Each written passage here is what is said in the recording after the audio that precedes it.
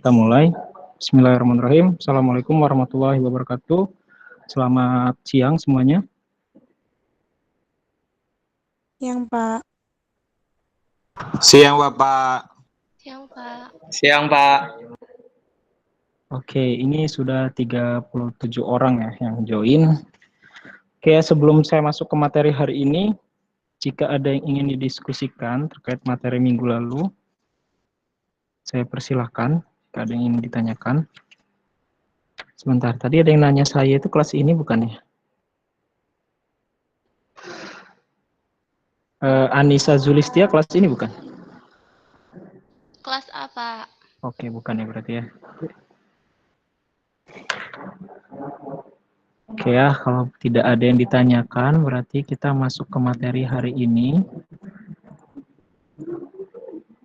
yaitu tentang scale up pada sediaan-sediaan cair dan semi solid ya. Jadi kalau kemarin kita bahas secara umum, bagaimana proses scale up, apa itu proses scale up, kemudian apa parameter-parameter yang harus kita perhatikan, kemudian uji-uji apa saja ya, atau parameter tadi. Nah, sekarang kita masuk lebih detail ke bentuknya ya. Jadi ketika dibentuk sediaan A, misalnya larutan, apa saja yang harus kita pertimbangkan ketika melakukan scale up.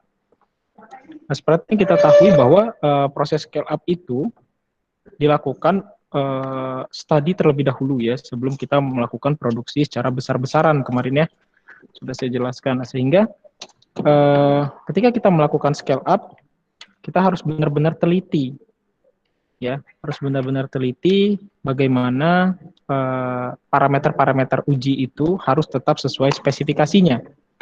Ya, karena kalau misalkan di laboratorium kita sudah buat bagus gitu ya, kemudian ketika dijual itu ternyata hasilnya jelek karena di scale up-nya tidak dilakukan studi yang baik, maka otomatis tidak ada gunanya gitu ya data laboratoriumnya. Nah, ini juga yang menjadi bahan pertimbangan kalau saya sedikit menyinggung tentang kondisi hari ini ya, di mana vaksin itu sedang di scale up ya, karena ternyata ujinya sudah menunjukkan hasil yang positif ya. Artinya memiliki dampak yang lebih baik daripada blanko ya. Kalau kita melakukan uji clinical trials begitu ya, atau uji klinis, itu kan kita bandingkan dengan blanko pada manusia ya. Jadi ada yang blankonya itu bahkan bukan hanya placebo ya, kalau kalian baca itu di berita ya, untuk vaksin sekarang itu blankonya adalah vaksin lain ya, vaksin lain. Tujuannya apa? Untuk melihat apakah memang vaksin ini spesifik gitu ya, menimbulkan atau memberikan efek terhadap kekebalan dari SARS-CoV-19 ya. Jadi itu harus kita benar-benar perhatikan. Nah, kita lagi ya tadi soal yang tadi, soal vaksin itu. Jadi sekarang yang menjadi masalah itu scale up-nya vaksin itu ya, scale up-nya. Karena yang namanya ketika dia melakukan riset, pasti skalanya kecil dulu kan. Kemudian ketika sudah masuk clinical trials, mereka melakukan scale up skala pilot. Nah, tetapi waktu dia mau produksi nanti, besar-besaran, jauh lebih besar dari yang dia buat sekarang pasti jumlahnya. Nah, itu kan harus diperhatikan parameter-parameter kritisnya.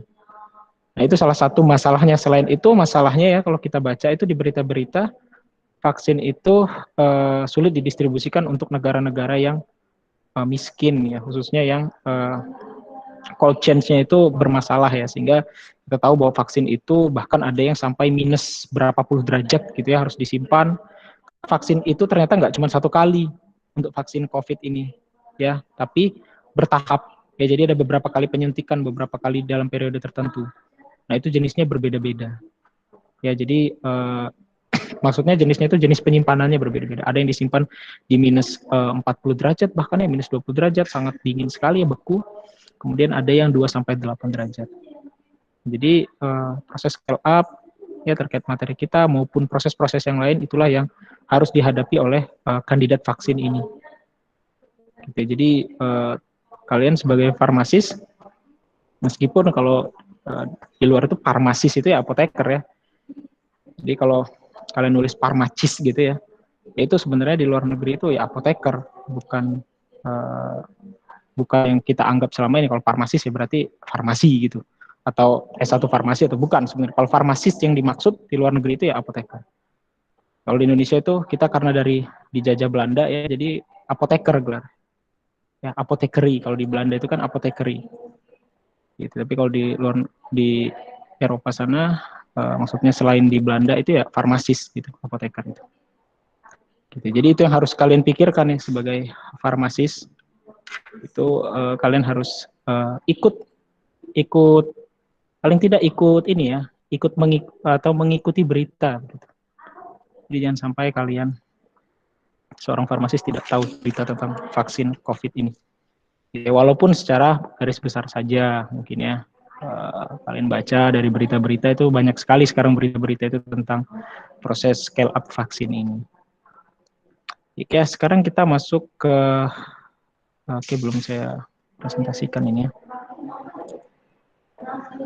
Oke, tapi sebelum masuk ya saya lupa untuk aktifkan dulu ya kameranya. Untuk dokumentasi hari ini silakan diaktifkan dulu kameranya.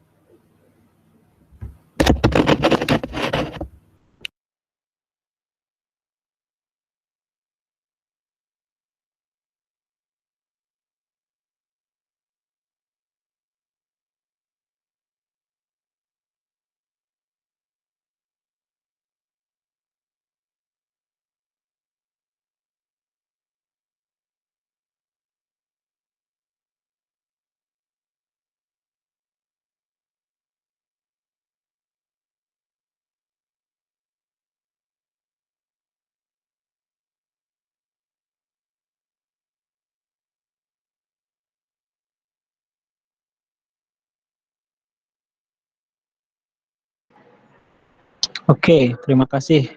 Ini ada yang lagi di jalan ya. Saya lihat siapa tadi yang lagi di mobil. Siapa tadi yang lagi di mobil? Sebelum saya panggil. Karena saya ada fotonya. Ananda Tri Utami. Kamu di mana, Ananda? Ananda Tri Utami. Lagi apa? Lagi di jalan? Mau kemana kamu? Iya, Pak, mau ke rumah sakit, Pak. Ke rumah sakit? Mau Kenapa? ke rumah sakit. Mau ini, apa? Bukan jenguk teman, gigi saya sakit sebenarnya, Pak. Oh begitu ya. Jadi kamu nggak mencatat ini. Kalau yang namanya kuliah itu walaupun kita daring, tetap harus siap pulpen ya. Karena kalau seperti ini kan kamu sama aja kayak dengar. Iya, Pak, ini saya ini kok, Pak, bawa. Saya bawa kok, Pak.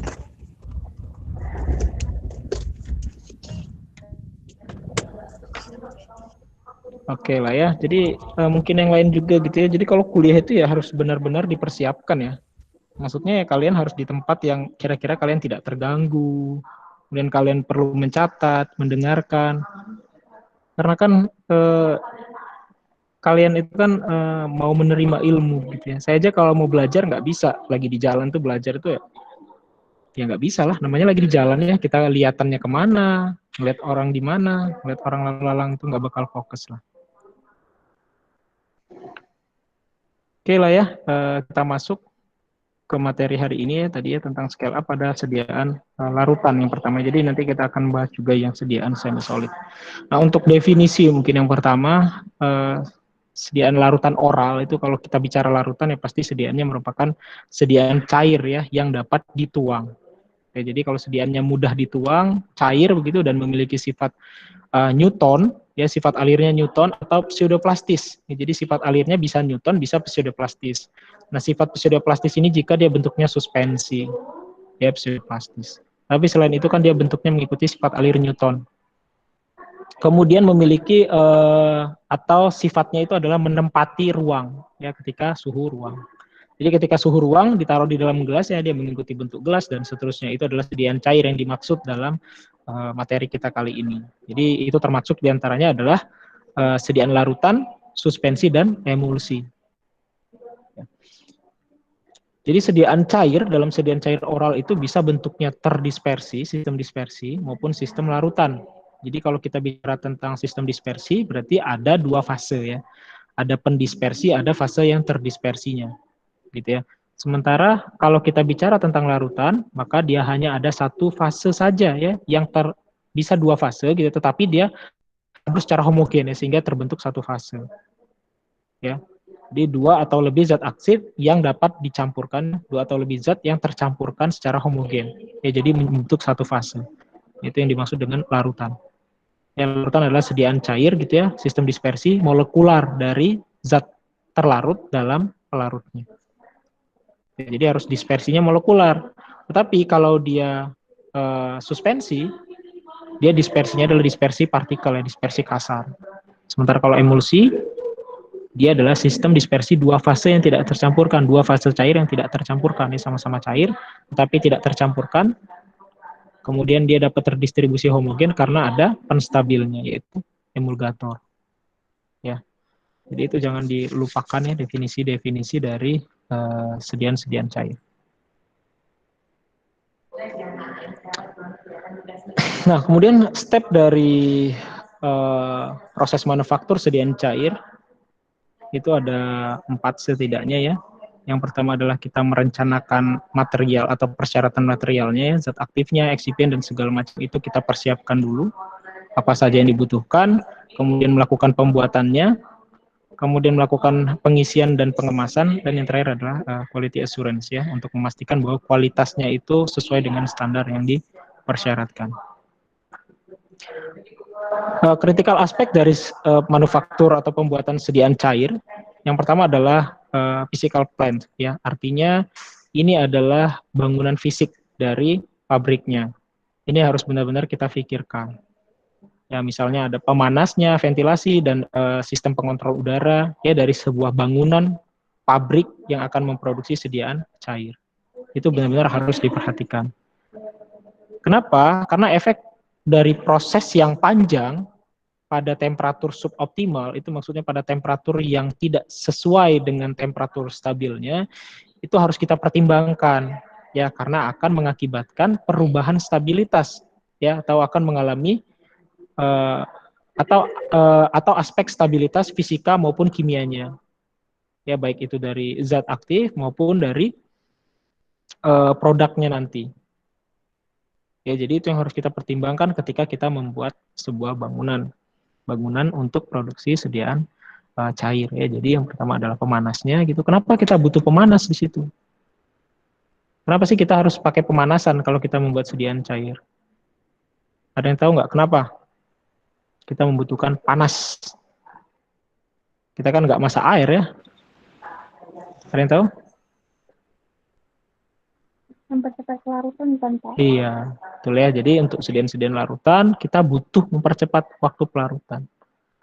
Apalagi kita buatnya tadi ya dalam skala yang sangat besar, misalkan 1000 liter misalkan ya. Kan banyak sekali itu ya, 1000 liter itu. Ya berarti 1 ton kan yang kita produksi. Nah, kalau seandainya dia larut tapi butuh waktu yang lama begitu, maka bisa seharian kita melarutkannya. Nah, sehingga dibutuhkan adanya pemanasan.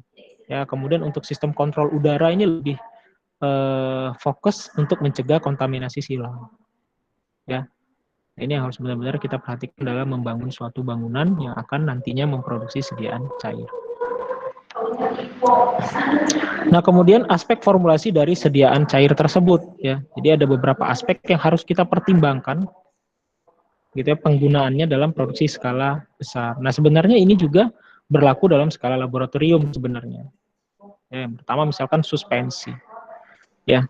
Suspensi ini kita tahu bahwa suspensi itu adalah sediaan padat ya, atau zat padat yang tidak larut dalam pembawanya. Itu kan nggak larut, makanya dibuat suspensi. Nah, ketika dia tidak larut itu punya masalah biasanya ya. Salah satunya adalah sulitnya terbasahi zat aktif kita itu. Ya. Jadi zat aktif kita itu bisa sulit terbasahi oleh cairan. Apalagi zat aktif yang kita tambahkan jumlahnya sangat banyak. Ya, meskipun cairannya juga banyak ya. Tapi kan karena dia tidak larut maka akan menimbulkan masalah ya. Misalnya terjeratnya udara gitu ya ketika kita menuangkan dengan alat si zat aktifnya ke dalam pembawa itu, dan lain-lain. Selain itu ada lagi ya yang jadi masalah, itu adalah proses kalau kita menggunakan suspending agent ya. Suspending agent itu kan kalau kita tambahkan ke dalam cairan itu butuh waktu ya agar dia dapat terdispersi secara homogen. Ya, dia butuh waktu agar dia terdispersi secara homogen. Bahkan dia akan membentuk gumpalan suspending agent itu kalau kita masukkan langsung uh, ke pembawanya ya, ke cairannya. Maka itu akan menjadi masalah kalau jumlahnya sangat besar. Nah, sehingga dibutuhkan agen-agen yang dapat mengatasi masalah-masalah tadi. Ya, yang diantaranya adalah wetting agent ya, atau agen pembasah. Nah, di sini fungsinya selain untuk membasahkan zat aktif ya, dia juga bisa digunakan untuk mempermudah dispersi dari suspending agent. Karena suspending agent itu ada beberapa yang sulit terbasahi ya, dengan pembawanya. Nah, biasanya suspending agent yang sulit dibasahi tadi ya, sulit atau terbentuk terbentuk aglomerasi atau terbentuk aglomerat itu gumpalan ya. Biasanya ditambahkan wetting agent dulu. Nah, bahkan biasanya itu dibuat istilahnya itu slurry ya, atau dibuat seperti bubur terlebih dahulu ya. Dibuat slurry seperti itu agar dia lebih mudah didispersikan nantinya dalam skala yang lebih besar.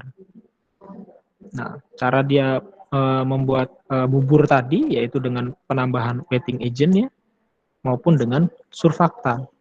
Ya, jadi bisa dengan wetting agent maupun dengan surfaktan. Si suspending agentnya. Ya, karena itu menjadi masalah, salah satu titik kritis dalam pembuatan suspensi kalau jumlahnya sangat besar. Kalau jumlahnya kecil ya kita bisa dengan mudah ya, karena gerak gaya yang kita berikan gitu ya dengan tangan, dengan spatula maupun dengan batang pengaduk itu kan cukup besar untuk skala yang kecil itu. Tapi jika jumlahnya sangat besar, maka kita harus punya strategi ya. Kita tidak bisa mengandalkan kecepatan atau kekuatan lagi, kekuatan pengadukan dan segala macam. Itu tidak bisa kita terlalu andalkan. Ya, karena itu kan menghabiskan energi yang besar. Ya, kalau energi yang digunakan besar, maka cost untuk produksi juga akan besar. Nah, sebisa mungkin kita mengatasinya dengan teknik-teknik pendekatan yang lebih rendah energinya.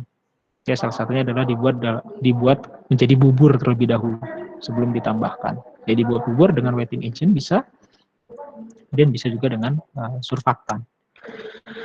Kemudian pembentukan ya, atau pembuatan dalam bentuk garamnya. Ini biasanya kalau kita sediaan kita tidak larut ya, sangat tidak larut gitu ya, kemudian bisa diatasi dalam bentuk garamnya. Harapannya bukan benar-benar membuat dia 100% terlarut ya, kalau 100% terlarut menjadi larutan dia, bukan suspensi, tapi paling tidak untuk mempermudah proses penambahannya ke dalam fase luarnya atau ke dalam zat cairnya. Kemudian zat yang harus kita tambahkan juga itu adalah zat yang dapat melindungi API ya, atau active pharmaceutical ingredients, zat aktifnya. Nah, misalkan kita menggunakan sistem buffer. Jadi sistem buffer ini kaitannya dengan stabilitas zat aktif. Ya, jadi kita lihat zat aktifnya itu stabil di pH berapa begitu. Kemudian kita buat buffer di pH tersebut. Ya, ini harus kita perhatikan kapasitas dapar yang digunakan. Ya. Apalagi dia untuk sediaan-sediaan cair yang digunakan pada mata misalkan ya, maka kapasitas daparnya itu jangan terlalu besar dan lain-lainnya. Ini harus kita pertimbangkan juga selain pH-nya, yaitu adalah kapasitas dapar yang kita buat. Kemudian polimer ya, polimer ini juga dapat menjadi pelindung ya dari zat aktif. Maksudnya pelindung di sini adalah untuk mencegah dia mengalami degradasi. Ya, polimer kan kita tahu dapat membentuk kompleks dengan zat aktif ya, tetapi secara fisika. Ya, sehingga melindunginya misalkan dari hidrolisis dan sebagainya. Kemudian antioksidan, ini juga sangat penting, antioksidan kita gunakan, apalagi zat kita mudah teroksidasi. Tapi ingat, dalam pemilihan antioksidan itu harus diperhatikan adalah potensial oksidasinya. Kita harus memilih zat yang potensial oksidasinya itu lebih besar daripada zat aktif. Kenapa? Ya agar zat itu lebih dulu teroksidasi. Jangan sampai zat kita duluan yang teroksidasi. Habis zat kita, si antioksidannya belum bereaksi ya dengan radikal bebas, misalkan seperti itu. Kemudian untuk menjaga the suspension appearance ya, maksudnya untuk menjaga penampilan dari suspensi. Untuk menjaga penampilan suspensi ini bisa kita gunakan pewarna ya, kemudian suspending agent tadi ya untuk mencegah pengendapan yang secara cepat begitu. Jadi dia lebih stabil, penampilannya lebih enak dilihat, dan flocculating agent, agen pemflokulasi ya untuk mencegah terjadinya caking. Nah, agen pemflokulasi itu banyak ya, salah satunya sebenarnya suspending agent itu termasuk agen pemflokulasi. Di samping itu kan ada garam ya, ada elektrolit dan sebagainya. Ini agen pemflokulasi. Kalau kita mungkin kalian ingat ya di pelajaran farmasi fisik dulu ada tegangan antar muka. Ya, tegangan antar muka itu bisa diekspresikan dengan zeta potensial namanya ya. Apakah dia positif atau negatif. Nah, dengan penambahan flocculating agent pada sediaan suspensi itu harapannya tidak terbentuk caking. Kenapa? Tidak terbentuk caking. Caking dulu. Caking itu apa? Ada yang masih ingat tidak?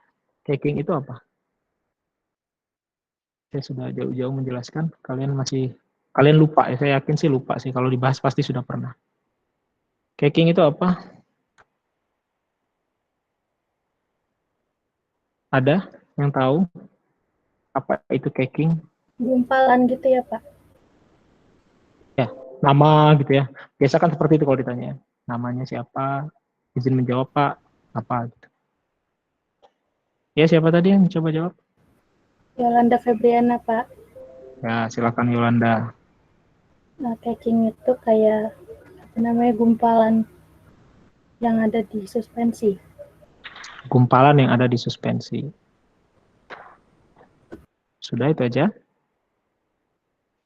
Saya mau menambahkan. Izin menjawab, Pak. Coba mau jawab. Ya, Saya Sri silakan. Nova Andini. Kalau seandainya caking itu pengendapan ya, Pak, yang ada di suspensi. Pengendapan yang Makasih, ada Pak. di suspensi. Oke, boleh. Ada lagi yang mau berpendapat?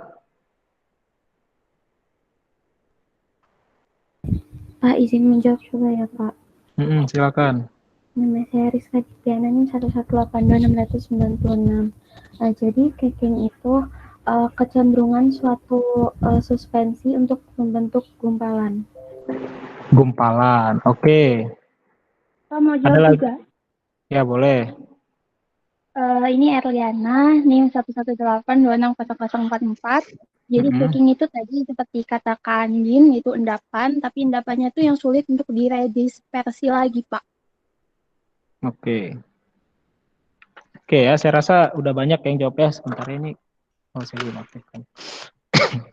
Oke. Jadi kalau kita gambarkan suspensi ini sebenarnya saya mengulang saja materi uh, di mana ya? Di sini ya kalau nggak salah ya. Di cair semi solid nggak sih suspensi itu?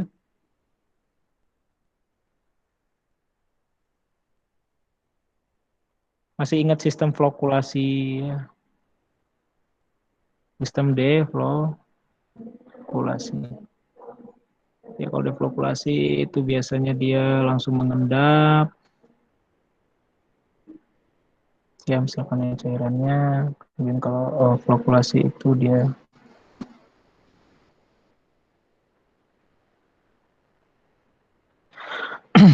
ya, kurang lebih seperti itulah ya gambarnya. Jadi kenapa kita butuh flocculating agent ya, kaitannya dengan yang tadi. Bahwa kalau kita membuat kalau kita membuat sebuah suspensi, ya, apalagi ukurannya kecil begitu ya dari partikel yang kita dispersikan, maka akan cenderung partikel itu kan punya muatan. Ya, partikel itu kalau terlarut di air, dia biasanya akan terbentuk muatan. Kemudian muatan tadi itu akan mencegah mereka mengalami aglomerasi atau penggumpalan. Jadi mereka gayanya tolak-menolak kalau dia bermuatan. Karena muatannya kan sejenis. Muatan sejenis mereka tidak akan tarik-menarik ya, tolak-menolak. Ini tergantung zat aktifnya sekali lagi ya. Dalam hal zat aktifnya seperti ini, begitu ya, bermuatan dan tolak-menolak, maka dia membentuk sistem namanya deflokulasi.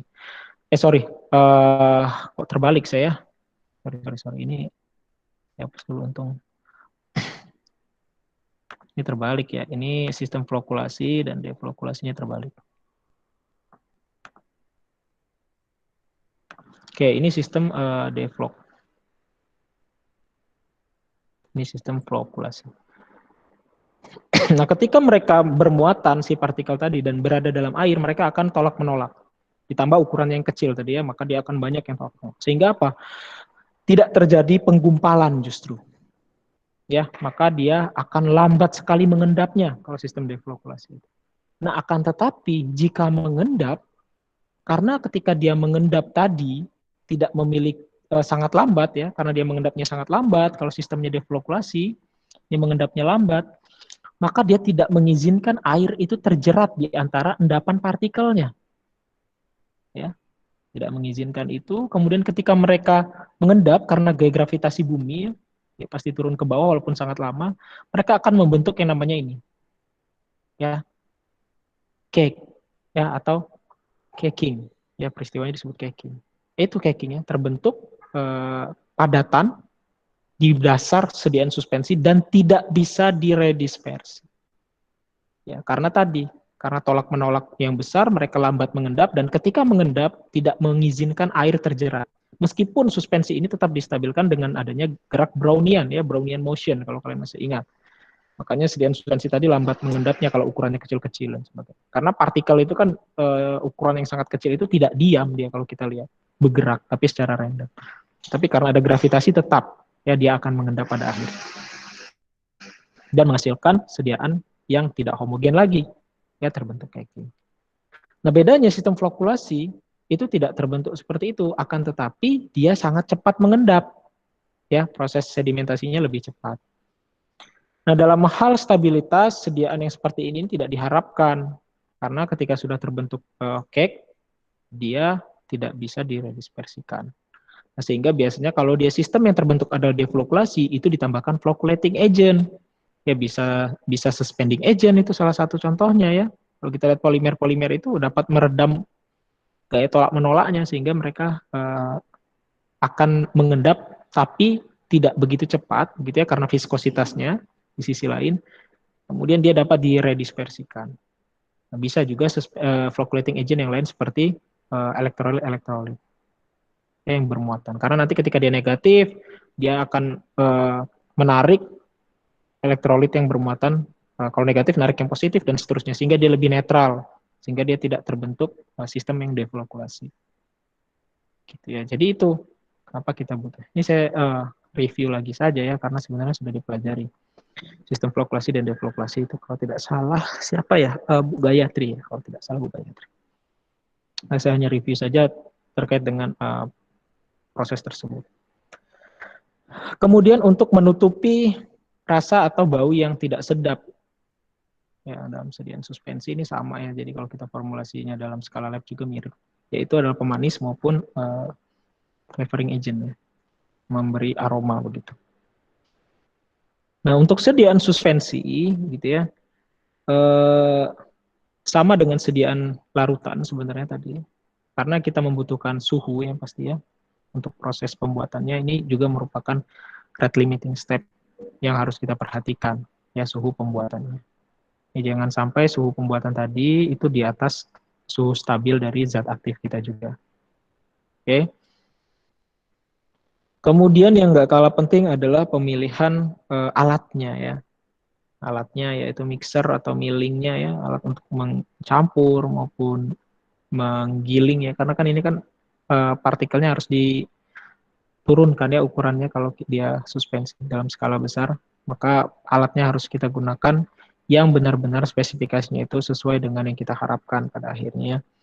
Dan waktu proses penggilingan juga itu mempengaruhi. Ya, kalau kalian masih ingat itu ya, saya bahas di materi ini atau bukan ya, saya lupa, itu tentang pengaruh, oh bukan ya, di farmasi fisik, sorry. Jadi pengaruh stabilitas obat terhadap, bukan pengaruh stabilitas, pengaruh dari kecepatan pengadukan, waktu milling, waktu penggilingan. Jadi pengaruh waktu penggilingan terhadap stabilitas obat. Ya itu ternyata berpengaruh. Ya, ada yang di milling itu dalam 5 menit itu beda stabilitasnya dengan yang 15 menit dalam skala industri. Itu stabilitasnya akan berbeda. Ya, jadi itu adalah aspek-aspek yang harus kita perhatikan, waktu penggilingan, waktu pencampuran, itu benar-benar kita perhatikan karena hasilnya akan berbeda, makanya dilakukan optimalisasi ya. Dilakukan optimasi pada tahap scale up, yaitu pada skala pilot. Ya karena tadi penggilingan dengan alat yang besar, kemudian waktu tertentu, itu akan berbeda hasilnya dengan yang di skala lab. Dan itu juga akan mempengaruhi stabilitas ternyata. Sudah banyak penelitian-penelitian yang menunjukkan seperti itu. Ya jadi jangan berpikir begini, misalkan kita mau mengecilkan ukuran gitu. Ternyata pertama kita nyoba di 30 menit gitu ya, lama benar kita langsung nyoba. Oh ternyata ukurannya udah sesuai nih. Sudah kita lakukan ini ya, penyaringan ternyata ukurannya homogen, distribusinya homogen, dan ukuran partikelnya sesuai dengan yang kita inginkan. Maka langsung kita pakai. Jangan. Kita coba lakukan lagi. Bisa nggak kalau dia lebih rendah 20 menit misalkan. Coba lagi. Terus turun. Ya, bisa kita dari atas ke bawah, bisa dari bawah ke atas. Gitu ya. Tergantung dari pertama kita mencoba. Misalnya kita mencoba langsung bagus, maka kita turunkan. Coba. Bisa nggak energi yang lebih sedikit, tapi hasilnya sama bagusnya. Begitu. Karena stabilitas itu tergantung dari atau dipengaruhi oleh waktu dari milling, ya, waktu dari penggilingan obat. Ya, jadi ada banyak penelitian yang mengaitkan itu. Karena ini kaitannya dengan terbentuknya jenis polimorf yang berbeda. Kemudian dalam hal emulsi ya atau sediaan emulsi. Jadi kalau kita melakukan scale up sama ya kurang lebih ya, kita harus membutuhkan beberapa bahan pembantu begitu. Yang pertama misalnya terkait dengan particle size. Sebenarnya kalau dia emulsi itu lebih ke globule ya, ukuran globule. Ya, ukuran globule itu droplet particles ya, berarti ya. Jadi kita harus perhatikan ukuran dari globulnya. Jadi untuk membuat oral ya, kalau untuk oral itu sebenarnya globule itu tidak terlalu maksud saya bukan target kita ya memiliki ukuran globule yang terlalu kecil dan sebagainya. Beda dengan nano emulsi. Kalau dia nano emulsi memang target kita nano ya. Biasanya itu kan harapannya apa kalau nano itu lebih untuk khususnya untuk obat-obat kanker itu. Kalau dia nano itu kan dia bisa masuk ke dalam sel kanker ya, maksudnya ke dalam organ yang lagi mengalami kanker ya. Kenapa? Karena ternyata sel kanker itu, sel endotelnya, dia ukurannya sekitar 100 nanometer. Jadi kalau kita membuat obat dengan range yang seperti itu, dia di bawah 100 nanometer gitu ukurannya, maka dia akan masuk ke dalam organ tersebut. Ya, jadi kalau sel endotel sel kanker itu sekitar 100 nanometer. Kalau dia sel yang sehat lebih kecil dari itu, jadi nggak bakal masuk. Gitu. Jadi yang harapan kita kalau kita membuat 100 nanometer itu dia bisa masuk langsung. Gitu. Tapi kalau sediaan oral itu biasanya kita tidak memiliki target khusus ya. Yang penting dia stabil saja. Yang kita utamakan adalah stabilitasnya. Kita tidak memiliki range khusus. Ya, sehingga tidak terlalu berat gitu untuk sediaan emulsi oral. Ya, timbang dia emulsi parenteral ya, emulsi parenteral juga punya ukuran globule. Nah, kemudian untuk melindungi API-nya atau zat aktifnya itu bisa menggunakan sama ya, buffering system. Kemudian antioksidan maupun polimer sama. Kemudian untuk menjaga penampilannya sama ya kurang lebih. Nah, tetapi di sini ada emulsifying agent ya, atau agen pengemulsi atau emulgator. Jelas ya, kalau emulsi kita harus membutuhkan emulgator. Nggak bisa emulsi terbentuk kalau kita hanya mencampurkan dua fase yang tidak tercampurkan, kemudian kita berikan energi, gitu, kita berikan gaya pengadukan, kita lakukan homogenisasi dan sebagainya, itu tidak akan terbentuk emulsi yang stabil. Tetap harus membutuhkan emulgator. Kemudian ada penetration enhancer ya, untuk peningkat penetrasi, misalkan dia di dalam saluran cerna. Ini biasanya sediaan-sediaan ini mengandung ini ya, surfaktan dari alam gitu ya, seperti lecitin dan sebagainya. Kalau sediaan-sediaan injeksi juga seperti itu ya, surfaktan bukan surfaktan ya, emulgator yang digunakan itu adalah dari alam ya, yaitu lecitin, itu yang paling sering digunakan. Tetapi dia punya target ukuran globule ya, beda dengan oral. Kalau oral biasanya dia tidak memiliki target ukuran globulnya. Kemudian sama untuk menutupi rasa maupun menutupi bau yang tidak diinginkan, itu bisa menggunakan pemanis maupun aroma ya, aroma dari zat eksipien. Nah, kemudian untuk sediaan larutan, ini lebih sedikit ya yang dibutuhkan, karena memang untuk sediaan larutan ini kan lebih sederhana. Proses pembuatannya lebih sederhana. Kenapa? Karena zatnya terlarut. Ya, berbeda dengan dia suspensi maupun emulsi. Jadi kalau untuk larutan ini lebih ke kecepatan pelarutan dengan pemanasannya yang harus kita perhatikan. Ya, karena tadi ya kalau kita membuat larutan biasanya kita menggunakan panas untuk mempercepat proses pelarutannya ya dan pengadukan. Ya, terus kita perhatikan kenapa? Karena ya stabilitas dari zat aktif kita. Nah, biasanya kalau kita membuat larutan gitu ya, kita kan yang lebih penting itu adalah wadahnya ya, atau apa ya istilahnya itu, kontainernya ya, atau ya wadahnya ya, wadah untuk pencampurannya. Nah, kalau untuk larutan itu biasanya menggunakan wadah dari stainless steel. Ya, biasanya menggunakan wadah stainless. Tetapi stainless steel ini ternyata punya sedikit masalah juga, yaitu terkait dengan sifat alkali pada permukaan stainless steel. Stainless steel itu permukaannya itu sifatnya itu basah, ya. Jadi bisa bereaksi dengan asam. Kalau sediaan larutan kita tadi zat aktifnya atau ada excipient yang asam. Nah, sehingga biasanya dilakukan passivation, namanya passivation ya kalau di industri itu, yaitu menambahkan asam seperti asam stearat maupun asam nitrat ya untuk menghilangkan basa dari permukaan stainless steel. Nah, baru kita setelah kita bilas baru kita masukkan zat aktif kita larutkan dan seterusnya ya, baru kita lakukan proses pembuatan.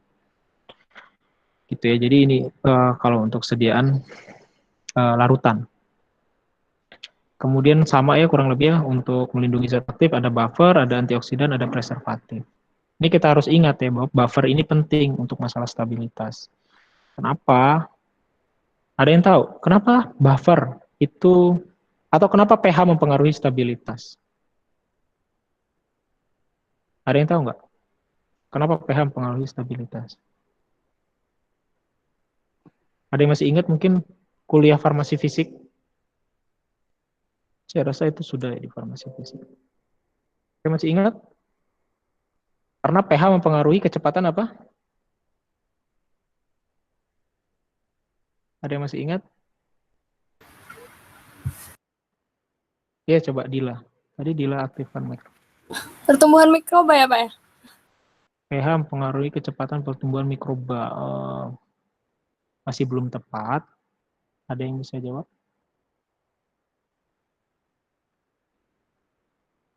Ada? Kenapa pH? Ionnya ya, Pak. Ya, gimana Rizka?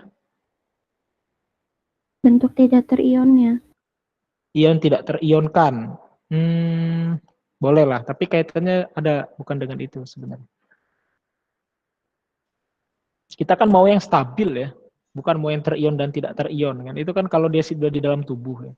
Yang terabsorpsi adalah yang tidak terionkan gitu kan. Tapi kalau dalam penyimpanan itu yang stabilnya gitu. Gak apa-apa dia terionkan, semua yang penting stabil.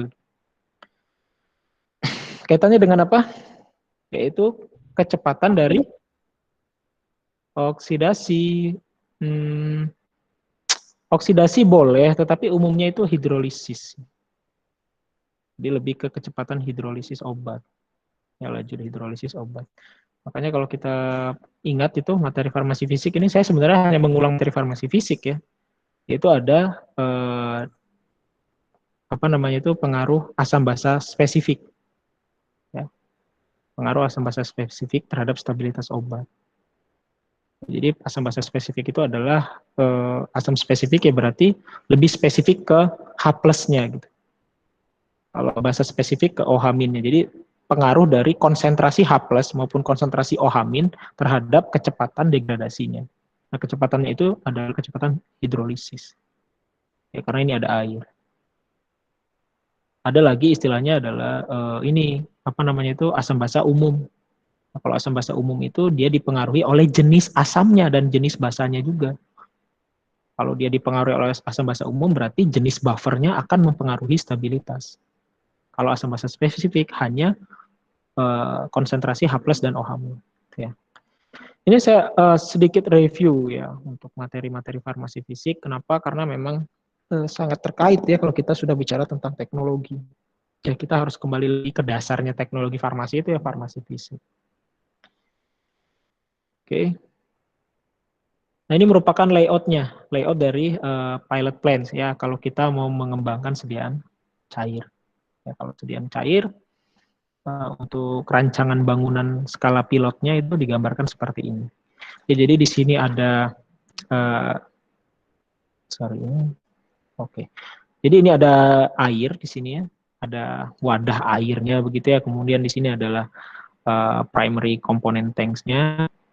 Ya, di sini ada zat aktif, ya, di sini ada eksipien apa, dan seterusnya. Ya, kemudian nanti akan dipump, ya, atau akan diambil, begitu ya, dosing pump itu sesuai dengan yang diatur. Jadi enggak, ini ya, kalau dia sama-sama cair itu enggak perlu ditimbang, tapi kecuali dia ada yang padat, ya, berarti harus ada penimbangan secara manual. Kemudian akan di-mixing, ya, dengan mixer. Nah, mixernya ini kan pasti besar, ya.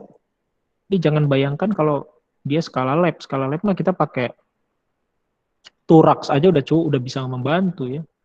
Tetapi kalau dia skala industri ini kan mixernya sangat besar. Tapi kalau dia sediaan cair ini lebih mudah dibandingkan sediaan semi solid, nanti kita bahas. Semi solid bayangkan ya, kita harus mengaduk 1 ton salep misalkan. Ya, bayangkan alatnya sekuat apa begitu energi alat. Tapi kalau sediaan cair ini biasanya lebih mudah ya. Kemudian setelah dilakukan proses pencampuran, ya, kemudian dilakukan filtrasi. Nah, ini khusus untuk sediaan larutan, ya, kita lakukan filtrasi. Ya, kalau dia sediaannya suspensi itu biasanya kita lakukan proses ini ya, apa namanya itu, penyaringan tapi masih partikelnya. Ya. Jadi kita lakukan proses filtrasi. Sebenarnya suspensi juga bisa filtrasi, yang penting ukurannya tidak sekecil larutan. Ya, untuk ini juga untuk menyeragamkan ukuran. Karena kalau dia filtrasi besar gitu ya, ada suspensi ukurannya besar, ini kan akan menghambat filternya ya. Kemudian setelah itu dilakukan homogenisasi lagi ya, dilakukan homogenisasi lagi. Setelah itu di pumping lagi ya, didorong lagi begitu, tetapi dengan hidropneumatic vessel. Ya, bedanya dengan yang dari tadi, ini untuk mengatur agar cairan yang mengalir itu konstan. Kalau dia tidak dengan hidropneumatic vessel ini, cairan yang mengalir itu nggak konstan volumenya. Ya, bisa kadang naik, kadang rendah, dan seterusnya. Nah, untuk mencegah itu, karena kita mau produksi secara besar-besaran ya, kan dia terisi, sudah itu botolnya bergeser dan seterusnya, kan ya, ditutup dan seterusnya, itu kecepatan dari aliran itu harus konstan. Ya, harus sama semua. Karena nanti botolnya ada yang kepenuhan, nanti kan ada yang kurang kalau dia kecepatannya nggak konstan, makanya dilakukan atau menggunakan alat namanya hidropneumatic vessel. Ya, ada kompresornya. Kemudian dilakukan penyinaran sinar UV ya, untuk mencegah kontaminasi sebenarnya itu ya. Jadi dibunuh itu bakterinya yang ada. Kemudian dihomogenisasi lagi dan dilakukan bottling equipment. Ya, jadi ini merupakan alat untuk memasukkannya ke dalam botol. Bottling equipment ini alat yang kalau kalian lihat di ini ya, di pabrik-pabrik itu yang mengisi ke dalam botol. Ya, kemudian itu baru dikemas. Ya, setelah dikemas, ini maksudnya kemasan yang sekunder ya. Kalau yang ini kan kemasan primer. Ya, dan seterusnya. Begini sistem pembuatan kalau dia sediaan cair. Dia lebih sederhana. Alat yang digunakan ya, ada mixer, kemudian ada homogenizer, kemudian ada filtration assembly, kemudian ada bottling assembly. Jadi kurang lebih ini alat yang digunakan ketika kita membuat sediaan cair. Ya, ada mixer untuk mencampur tadi ya. Untuk menghomogenkannya kita gunakan homogenizer. Kemudian ada filtrasi, proses filtrasi menggunakan filter. Kemudian ada alat untuk mengisi ke dalam sediaan. Nah, ini adalah filtrasinya. Kalau kita lihat ini berlapis-lapis ya dan berputar. Si filternya itu akan berputar. Dan di sini adalah masuknya ya, inlet, gitu ya. Kemudian di sini adalah filtratnya. Ya, filtrat itu hasil filtrasinya keluar. Flowchart-nya secara umum seperti ini. Ya, kenapa Heri? Pak, izin bertanya. Ya, silakan. Tadi kan di filter tadi itu ada beberapa lapisan ya, Pak ya. Hmm. Nah, itu memang digantinya parameter untuk kan di dalam itu digantinya berapa bulan atau tahun gitu, parameternya gimana itu, Pak? Oh, parameter kapan harus diganti begitu ya? Iya, Pak, betul. Oke, jadi kalau filtrasi yang digunakan ya atau filter yang digunakan ini sebenarnya untuk penggantian itu berkala. Jadi biasanya kalau industri itu biasanya kalau tidak ada masalah itu biasanya per 6 bulan atau per 1 tahun itu biasanya dilakukan penggantian ya untuk bahan yang di dalamnya seperti itu. Bahkan kalau dia benar-benar kontaminasi silangnya itu sangat besar sekali ya, misalkan dia satu alat ini untuk produksi banyak sediaan misalkan, ya bisa setiap kali ganti ya, selesai satu batch ya ganti. Ya, jadi tergantung dari bagaimana dia produksi. Kalau produksinya itu aja begitu, biasanya lebih lama. Tapi kalau dia industri yang produksinya banyak jenis gitu dan alatnya cuma satu ya, itu bisa setiap selesai ya diganti. Sebenarnya untuk filter yang digunakan ini untuk perawatannya memang nggak mahal kok, jadi nggak masalah gitu. Gitu ya. Cuman susunan alatnya seperti ini. Oke ya. Kemudian untuk penjaminan mutu ya, quality assurance-nya, yang pertama adalah, sebentar ini tadi belum ya. Jadi untuk flowchart-nya begitu ya, untuk secara garis besar raw material, kemudian ditimbang begitu, kemudian dicampur dengan pembawanya ya, umumnya pembawanya kalau dia sediaannya cair itu adalah air ya, umumnya sekali lagi, umumnya adalah air. Kemudian dilakukan pengisian setelah dia dicampurkan dan homogen yang pasti ya, dilakukan pengisian ke dalam botol ya, kemudian dilakukan packing dan disimpan. Kemudian produk yang disimpan itu dilakukan penjaminan mutu ya. Penjaminan mutunya apa saja? Yang pertama adalah kelarutan obat dari dalam larutannya ya. Bagaimana kelarutannya, berapa yang terlarut dan seterusnya itu harus sama ya. Kasih obat dalam larutan, khususnya sediaan-sediaan yang bukan suspensi. Kalau suspensi kan dia pasti konsentrasi jenuh ya. Gitu.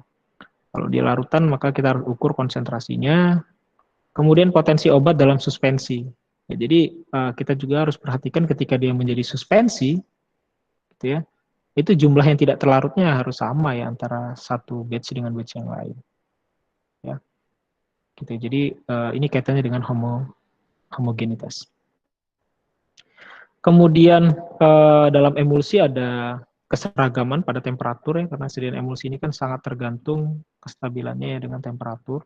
Selain mikroemulsi, kalau mikroemulsi dia stabil secara termodinamik, tapi emulsi biasa itu tergantung temperatur. Harus dilihat stabilitasnya bagaimana. Ya, ketika dibuat temperatur sekian misalkan, keseragamannya bagaimana, keseragaman ukuran globul dan sebagainya, ketika selesai berapa. Karena ketika kita membuat emulsi itu kan kita naikkan suhunya. Sekitar 60 lah, 60 derajat. Kenapa kita kalau buat emulsi kita naikkan suhu? Ada yang tahu nggak? Kenapa kalau kita buat emulsi kita naikkan suhunya dari air maupun fase minyak? Ada yang tahu?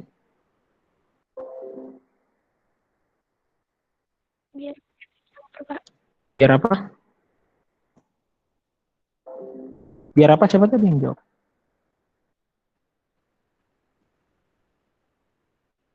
Halo, siapa tadi yang menjawab? Kenapa sudah menghilang? Oke, ada yang menjawab? Kenapa kita naikkan suhunya? Untuk apa?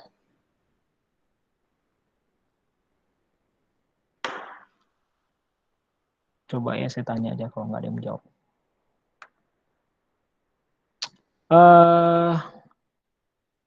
Adzra Rahmadina coba.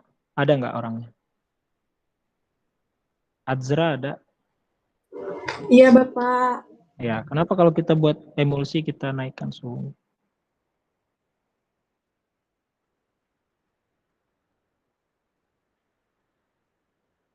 Jawab yang Adzra tahu saja.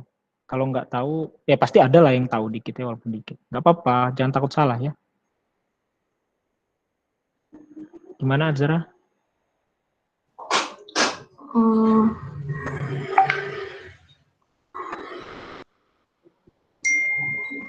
Nggak ada, di browsing nggak ketemu.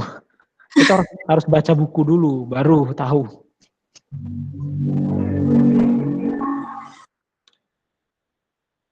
Tidak tahu gitu. Nggak apa-apa kalau nggak tahu bilang aja nggak tahu Pak gitu. Jangan buat saya menunggu. Nggak tahu. Lupa, Pak. Lupa. Oke. Kemarin nggak ingat, sekarang lupa. Ya berarti nggak tahu itu ya. Oke, Alfiraza coba Alfiraza. Alfiraza. Masih bersama kita Alfiraza?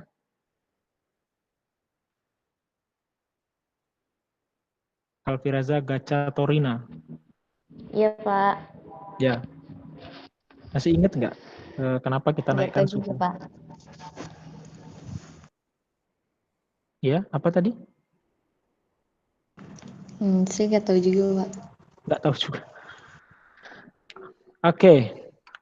Ini saya panggil sampai ada yang bisa jawab.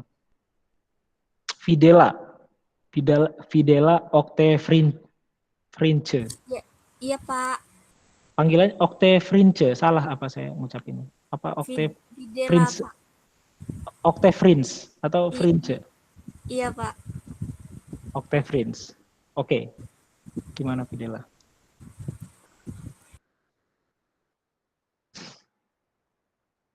Tidak tahu? Lupa, Pak. Lupa. Oke. Heri Susanto. Hadir Bapak. Oke, coba Heri. Bagaimana Heri? Kenapa kita harus naikkan suhunya kalau kita buat emulsi?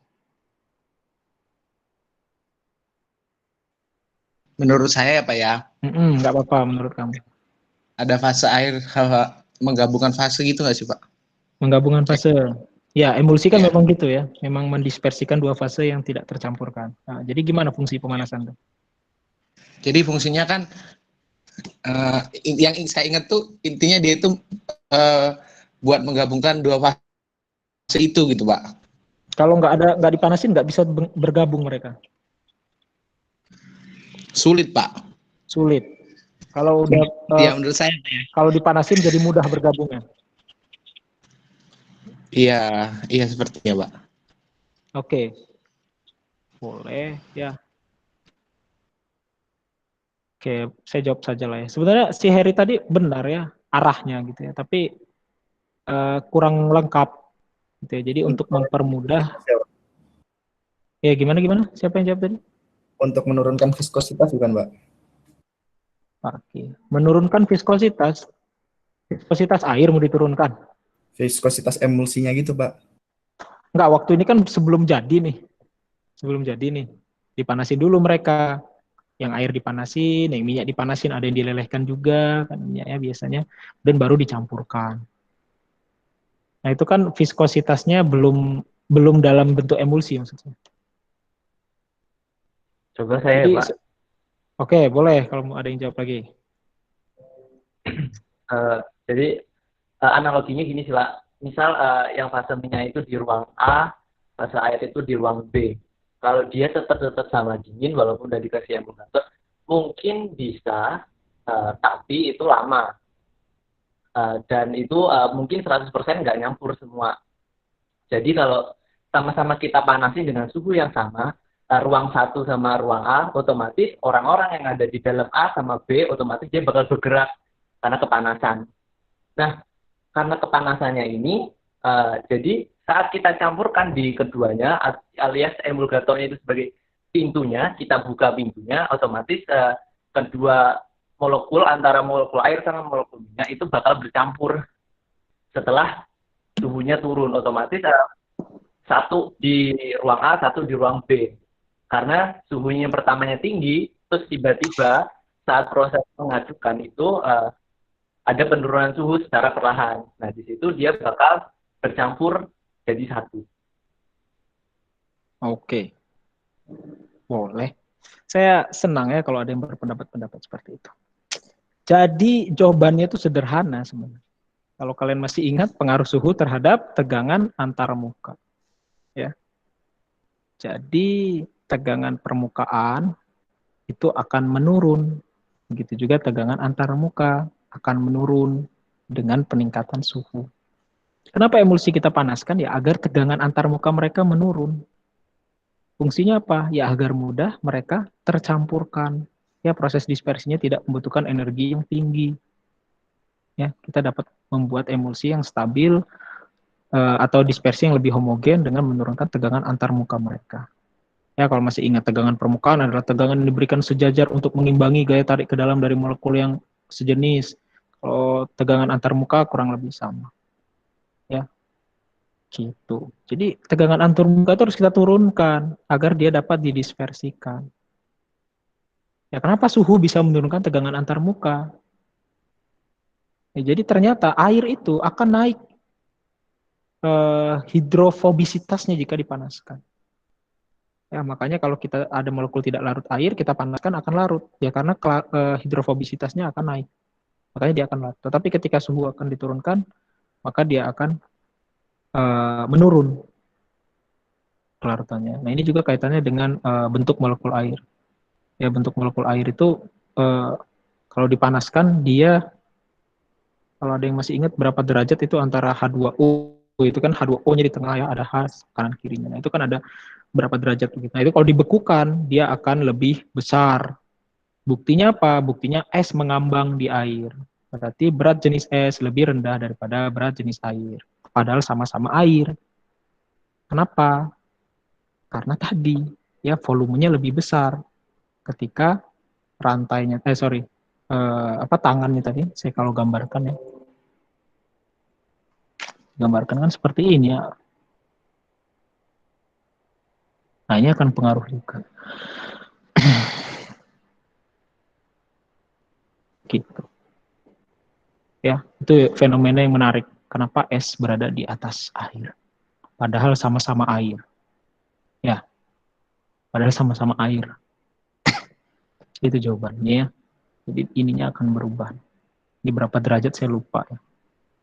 Kalau dia beku, dia akan lebih besar lagi. Sehingga volumenya akan naik. Jadi dipanaskan juga dia akan pengaruh itu. Ya, sehingga gaya tarik menariknya, ya kalau kita gambarkan ini ya, gaya tarik ke sini, ke bawah. Ini kan tegangan permukaan. Tegangan untuk mengimbangi gaya tarik ke dalam inilah adalah tegangan permukaan. Nah, ketika suhu dinaikkan, tegangan ini menurun. Ya, sehingga dia lebih mudah terpecahkan gitu ya, bentuknya ini lebih mudah hancur. Ya, sehingga proses dispersi akan lebih mudah. Jadi itu ya, lebih ke sana. Walaupun poin-poinnya tadi arahnya ke arah sana, tapi nggak menyinggung sama sekali tegangan antar muka maupun tegangan permukaan. Itu ya kaitannya, karena tadi kita membahas tentang ini. Kemudian kontrol mikrobiologi, ya, ini terkait dengan bakterinya ya. Harus kita lihat kontaminasi, ya bagaimana kontaminasinya, ada atau tidak ya, apalagi untuknya produk-produk steril khususnya, itu tidak boleh sama sekali ada bakteri maupun pirogen. Ya. Jadi pirogen itu bisa dari ininya juga, sporanya, bakteri yang sudah mati. Ini bakteri sudah mati tapi membentuk spora, nah itu bahkan disediakan steril itu masih nggak boleh. Ya, karena itu akan menimbulkan demam dan sebagainya kalau disediakan steril. Kemudian homogenitas produk ya, kemudian volume akhir. Ya, makanya kalau kita praktikum itu dilihat cek volume terpindahkan dan sebagainya ya. Kita harus cek volume akhirnya sediaan larutan itu. Jangan sampai beda botol saja sudah beda gitu volumenya ini kan. Kemudian stabilitas. Ini yang skala pentingnya, yaitu stabilitas. Oke, sebelum saya masuk ke semi solid, kalau ada yang mau ditanyakan terlebih dahulu. Ada, lanjut ya, masih agak panjang ini materinya ya. Sediaan semi solid. Secara umum sediaan semi solid itu lebih kompleks ya daripada sediaan cair pasti ya. Dia lebih banyak eksipien yang digunakan di sana. Elemen-elemen yang digunakannya akan lebih banyak di sediaan-sediaan semi solid. Umumnya sediaan semi solid ini kan terdiri dari dua fase, yaitu air dan minyak ya. Sediaan krim misalkan itu kan air dan minyak ya. Ada fase air dan ada fase minyaknya. Bahkan sediaan salep pun, kalau salepnya salep absorpsi basisnya lanolin misalkan, itu ada basis airnya yang bisa kita gunakan. Di mana satunya bisa sebagai fase luar gitu ya, atau fase kontinu atau fase eksternal, dan yang lainnya adalah fase internal atau fase yang terdispersi ya, dispersed internal phase. Zat aktif itu biasanya terlarut pada satu fase. Ya, meskipun kadang-kadang begitu ada obat yang tidak larut sepenuhnya pada fase tersebut, sehingga menghasilkan 3 fase, yaitu fase air, fase minyak, dan fase partikel yang tidak larut. Ya, jadi bisa terbentuk 3 fase juga. Jadi kompleks sekali kalau sediaan semi-solid ini. Kemudian sifat fisik dari sediaan obat itu tergantung dari berbagai faktor ya, termasuk dari ukuran partikel yang terdispersi, kemudian tegangan antar muka antara 2 fase tadi. Ya, ini yang harus kita perhatikan ya, tegangan antar muka 2 fase ini akan mempengaruhi stabilitasnya. Nah, biasanya kita turunkan tegangan antar mukanya, yaitu dengan penambahan apa namanya? Ada yang tahu nggak menambahkan apa? Kalau kita mau menurunkan tegangan permukaan, kita tambahkan Surfaktan, Pak. Surfaktan, Pak. iya. Ya, jadi itulah kenapa ya dibutuhkan surfaktan untuk menurunkan tegangan antar mukanya. Kemudian yang nggak kalah penting adalah faktor koefisien partisi dari zat aktif antara 2 fase. Ya, jadi ini penting ya. Kenapa? Karena ini akan mempengaruhi faktor-faktor ini akan mempengaruhi karakteristik pelepasan obatnya. Ya, kemudian yang terakhir adalah reologi ya, atau viskositasnya. Jadi faktor-faktor ini yang disebutkan tadi ya, ukuran partikel, kemudian tegangan antar muka, koefisien partisi, kemudian reologi, itu akan menentukan karakteristik pelepasan dari obat. Kenapa demikian? Jadi misalkan dia viskos ya, misalnya sedianya sangat viskos. Lebih cepat mana pelepasan obat pada zat yang viskositasnya tinggi atau rendah? Rendah, Pak. Lebih cepat. Ya, nama dulu ya. Jadi saya kalau langsung jawab tuh kaget tiba-tiba. Nama saya ini Pak, saya izin menjawab lebih cepat yang ini gitu. Jadi kan saya tahu siapa yang jawab. Tadi siapa yang jawab? Siapa Dila. yang... Dila. Oke. Dila. Oke, betul ya. Jadi karakteristik pelepasan obatnya dipengaruhi viskositas gitu ya. Semakin viskos maka akan semakin lambat. Kenapa? Ada yang tahu kenapa? Karena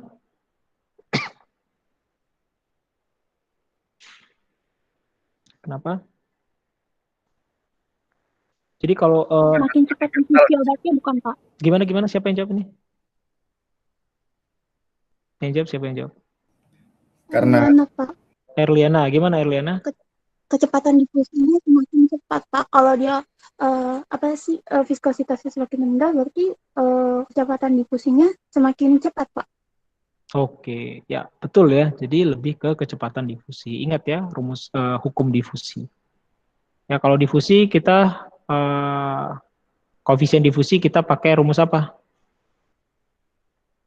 Kalau mau menghitung D ya koefisien difusi. Pakai rumus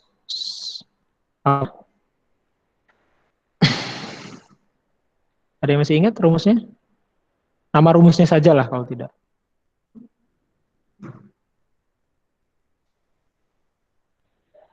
Fix itu bukan sih, Pak? Fick itu hukum difusi melalui membran. Noise Whitney, Pak. Noise Whitney ada viskositas. Yes, Noise Whitney. Noise Whitney itu kan turunan hukum Fick ya. Fick melalui membran. Ada yang masih ingat Stokes-Einstein? Oh iya, Pak. Ya. Samaan stok. Gitu ya. Jadi itu.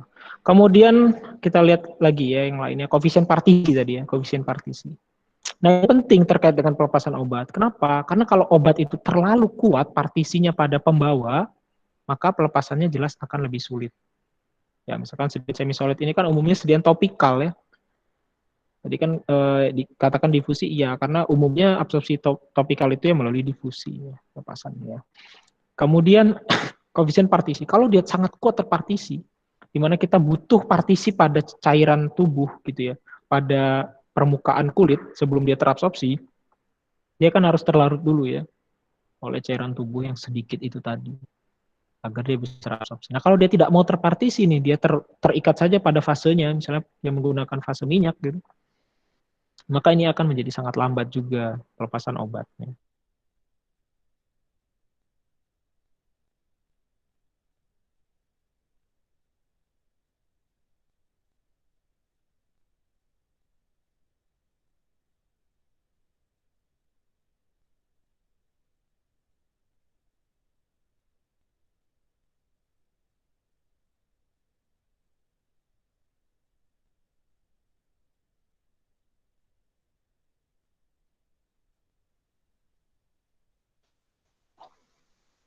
Oke, slide saya masih terlihat tidak ya? Tadi saya terputus soalnya. Masih, Pak. Kemudian untuk parameter ini sebenarnya untuk semua ya. Kemudian untuk larutan sejati, ya maka aturan atau runtutan gitu ya, dari penambahan solut atau zat aktif ke dalam pembawa itu sebenarnya tidak penting. Ya, karena dia bakal larut juga begitu maksudnya. Jadi dia mudah larut. Tetapi dia tidak sama untuk sediaan sistem dispersi. Ya, sistem dispersi itu step atau proses penambahannya urutan penambahan zat aktif itu sangat berpengaruh. Ya, karena sistem dispersi tadi itu akan berbeda ya hasilnya tergantung dari mana atau zat apa ditambahkan apa terlebih dahulu. Gitu ya. Jadi proses pengadukan, proses pencampurannya itu tidak bisa sembarangan kalau disediakan sistem dispersi. Ya, kalau kalian masih ingat, misalkan kalau kita buat sediaannya emulsi begitu ya, maka sediaan emulsi itu biasanya fase dalamnya yang masuk ke fase minyak, misalkan seperti itu. Ya, berbeda dengan sistem larutan. Oke. Kemudian untuk proses manufaktur secara khusus, critical points-nya itu adalah ketika proses pemisahan satu fase menjadi dua fase ya. Jadi kalau sistem dispersi, yang harus kita perhatikan adalah proses mulai memisahnya fase tersebut ya.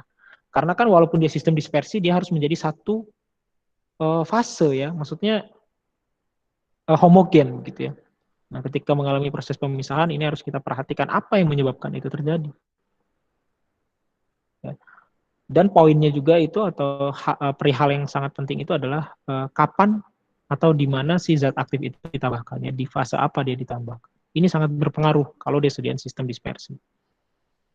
Jadi ini sebenarnya di skala lab sekalipun sama ya. Kita nggak bisa asal campur ya. Kalau kalian masih ingat kita buat sediaan salep begitu. Kalau kita langsung tambahkan tanpa menggunakan levigating agent terlebih dahulu, maka hasilnya tidak akan mungkin. Misalkan nggak ngerti nih, ya udah tambahkan aja si basisnya dengan zat aktifnya langsung campur, baru dimasukin levigating agentnya dan seterusnya. Ini sangat mempengaruhi hasil. Ya. Tidak homogen, tadi terbentuk dua fase misalkan dan lain-lain. Jadi urutan itu sangat penting kalau dia sistem dispersi dua fase. Karena kelarutan dari masing-masing zat aktif itu penting untuk menentukan apakah campuran itu berbentuk single phase ya atau fasenya homogen begitu, satu fase atau tidak. Nah, untuk memastikan apakah yang terbentuk itu homogen atau tidak, ini biasanya dilakukan pengamatan di mikroskop optikal. Ya, untuk memastikan bahwa sediaan kita itu homogen. Kita lihat menggunakan alat. Ya, apakah sediaan kita homogen atau ukurannya juga homogen dan lain-lain. Ya, untuk melihat misalkan ukuran globul, distribusi globulnya homogen ya kita harus pakai mikroskop. Ukuran partikel yang tersuspensi juga homogen, kita bisa menggunakan TEM maupun SEM ya. Mikroskop semua itu ya. Jadi untuk memastikan ukurannya terdistribusi dalam sediaan. Gitu ya. Kalau dia belum dalam sediaan ya kalian bisa lihat dengan mesh gitu ya. Kalian bisa saring kalau dia melalui mesh ini, kemudian ini tidak tertahan, maka range ukurannya sekian, begitu kan. Tapi kalau dia sudah dalam bentuk sediaan jadi, itu sediaan yang siap dikemas begitu maksudnya, maka untuk memastikannya kita bisa menggunakan mikroskop. Ini umumnya penting ya untuk solut yang ditambahkan pada formulasi pada konsentrasi yang mendekati atau melebihi kelarutannya. Ya, jadi kalau dia sudah rentan nih kelarutannya dengan konsentrasi zat aktif itu sudah dekat begitu, maka kita harus perhatikan homogenitasnya. Dikhawatirkan, gitu ya, dikhawatirkan nanti terbentuk sediaan yang tidak larut. Sementara yang kita harapkan misalkan tadi adalah sediaan larutan, misalnya seperti itu. Kemudian hasilnya juga tidak akan homogen. Kemudian parameter lain ya adalah variasi dari prosedur pembuatan ya yang terjadi setelah peristiwa tersebut ya, maksudnya peristiwa tadi ya. Setelah dibuat maka kita harus perhatikan ada nggak variasi ya pada finish product ya sebelum dia ditambahkan atau sebelum dia dikemas. Jadi kan dia setelah difiltrasi tadi ya, dihomogenasi dan sebagainya, itu harus kita cek lagi di akhir finish produknya. Nah, kemudian khususnya ya pada step di mana kita ingin menurunkan ukuran droplet atau partikel. Ya, jadi untuk step ini ya yang ditujukan untuk meningkatkan derajat dispersinya, ini kan biasanya kita menurunkan ukuran partikel maupun ukuran globul ya agar dia lebih homogen. Nah, ketika kita melakukan proses ini harus kita benar-benar perhatikan ya apakah gitu ini sudah terdistribusi homogen ukurannya atau tidak ya. Kemudian proses aging ya atau proses penuaan dari finish bulk formulation ya sebelum di package atau sebelum dilakukan pengemasan gitu. Jadi zat itu udah siap dikemas, itu juga harus kita lakukan validasi. Jadi udah selesai kita lakukan validasi. Validasi ya tadi ya, ada beberapa aspek tadi.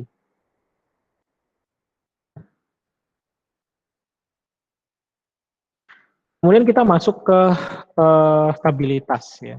Jadi ini adalah pertimbangan stabilitas menurut guideline dari FDA. Sebelum masuk ke sana, mungkin untuk scale up semi solid saya ada sedikit penjelasan tambahannya yaitu tentang alatnya. Tadi ya sempat saya singgung bahwa kalau kita membuat sediaan semi solid skala besar, maka energi yang digunakan itu akan sangat besar. Ya, alat yang digunakan pun harus besar gitu ya. Kalau kita mengaduk begitu melelehkan kemudian kita mengaduk dengan mortar stamper itu saja udah besar energi yang kita gunakan kan. Ketika kita membuat misalnya salep, kita buat krim, kalau kalian ada yang sudah pernah buat krim belum? Praktikumnya. Ada belum? Sudah, Pak. Sudah, ya, berarti kan sudah merasakan kan keringatnya membuat krim ya. Gimana gerusnya ya harus digerus terus sampai dingin ya dan seterusnya. Itu sekecil itu saja begitu buatnya, jumlahnya sedikit ya, kalian energinya cukup banyak gitu ya yang dipakai. Nah, apalagi kita buatnya misalkan dalam jumlah yang sangat besar. Maka alat yang kita gunakan spesifikasi gitu ya, saya jadi susah ngomong. Spesifikasi alat yang kita gunakan itu benar-benar harus memenuhi kriteria agar sediaan kita homogen. Ya, kalian yang di lab saja gitu kan pasti udah saya yakin lah itu sudah berkeringat itu ya sambil sambil gerus sampai dingin itu kan nggak sebentar itu gerus sampai dingin itu aja sudah pegelnya gimana bayangkan. Nah kemudian powernya kan sangat besar ya kalau kita membuat sediaan semi solid tadi dalam jumlah yang sangat besar. Nah kalau kita melakukan proses pelelehan misalkan ini juga sangat penting temperatur yang digunakan. Ya, kalau kita membuat sediaan semi solid, masih ingat ya kemarinnya pembuatan sediaan semi solid itu ada yang metode triturasi ya, ada yang metode pelelehan. Nah, ketika kita melakukan pelelehan, ini harus kita perhatikan suhunya. Ya, kenapa? Karena suhu yang terlalu tinggi ini akan mengakibatkan stabilitas yang berubah pada zat aktif, pasti ya itu. Misalkan melalui terbentuknya polimorf yang berbeda. Ya itu kan diakibatkan karena suhu juga. Ya suhunya tinggi, meleleh zat aktif kita begitu. Kemudian zat aktif kita setelah itu akan mengalami proses pendinginan dan dia akan membentuk kristal yang berbeda-beda nanti. Yang berbeda dengan parent drug-nya ya. Ini akan pengaruhi stabilitasnya berarti kan. Nah kebanyakan ya viskositas dari sediaan semi solid itu kebanyakan itu nggak sesuai dengan yang dipersyaratkan itu biasanya ya, itu karena kontrol suhu yang tidak baik. Ya, kenapa? Ya karena tadi ya, kontrol suhu tidak baik, kita tidak memastikan dalam wadah yang besar itu suhunya konstan, ada suhu yang panas, ada yang tidak, ini kan akan mempengaruhi distribusi ukurannya. Ya, distribusi ukuran dari sistem krim tersebut ya dan lain-lain. Nah, ini menghasilkan viskositas yang tidak sesuai. Ya, bisa berbeda di satu batch saja. Tadi ya, kalau suhunya terlalu tinggi, maka harus kita pertimbangkan terbentuknya bentuk amorf. Ya. Bentuk amorf itu. Atau bentuk kristal tetapi kristalnya berbeda. Jadi itu yang harus kita perhatikan kalau kita bicara tentang sediaan semi solid. Nah, selanjutnya adalah pertimbangan stabilitas dari sediaan cair maupun semi solid. Nah, ini menurut SUPAC ya, ini merupakan guideline sebenarnya dari di luar negeri kalau kita mau mensubmit produk baru ya. Jadi kalau kita mau submit setelah kita melakukan scale up kan kita submit ya datanya. Seperti yang saya bilang tadi, yang kita submit adalah skala pilotnya ya. Itu kita mengikuti guideline yang ada di SUPAC ini, SUPAC ini. Ini kaitannya dengan stabilitas dari obat ya. Secara umum panduan dalam melakukan uji stabilitas itu dapat dilihat di FDA. Jadi FDA ini sebenarnya merujuknya sama ya, ICH guideline. Nah, ini secara umum ada beberapa yang harus dipertimbangkan ya kalau kita mau melakukan submission atau melakukan mendaftar gitu ya, mendaftar atau kita mensubmit dokumen-dokumen dalam produk baru kita. Ini saya pakai literatur yang dari luar karena saya kalau dari BPOM pasti sudah dibahas di MFI ya pasti ya. Jadi kita pakai literatur dari luar saja. Nah, pada kebanyakan kasus ya, kecuali pada scale up gitu, stabilitas dari skala pilot itu diterima ya untuk mensupport perubahan dari zat yang atau jadi kita bisa submit itu ketika kita merubah formulasi begitu ya, ketika perubahan formulasi maupun baru. Seperti yang saya bilang kemarin bahwa yang diterima itu adalah yang skala pilot ya. Uji stabilitas skala pilot. Nah, di mana data stabilitas menunjukkan tren ya, baik itu hilangnya potensi maupun meningkatnya degradan pada kondisi uji stabilitas dipercepat, itu juga direkomendasikan untuk melampirkan data ya, yaitu melampirkan data sebelum dilakukan perubahan. Jadi kan kita misalkan melakukan perubahan nih, misalkan kita sudah menerima izin edar suatu produk, kemudian kita mau ubah formulanya. Nah, untuk membandingkan itu, kita melampirkan data uji stabilitas dipercepat dari data sebelum perubahan maupun sesudah perubahan. Ya, kalau baru ya berarti nggak usah. Ya, itu saja. Ya, kita lihat apakah jadi hilangnya potensi itu menurunnya kadar maupun meningkatnya hasil degradan. Jadi kalau untuk uji stabilitas ini yang jadi parameter itu dua ya, berkurangnya kadar, adanya degradan. Jadi ada beberapa obat itu yang mempersyaratkan kadar degradannya sekian persen, degradan tertentu. Nah, kalau itu sudah melebihi itu, ya maka dia sudah dianggap tidak stabil, meskipun kadarnya masih 98% misalkan. Tapi 2%-nya jadi degradan yang sangat toksik. Nah, itu udah dianggap tidak stabil. Jadi yang dilihat dua. Nah, kemudian untuk uji stabilitas tadi ya, pada ketika kita melakukan submit, maka kita direkomendasikan untuk melakukan uji stabilitas jangka panjang juga ya. Dan kita lampirkan juga ujinya. Ya, dari data yang ongoing ya, yang sedang kita kerjakan.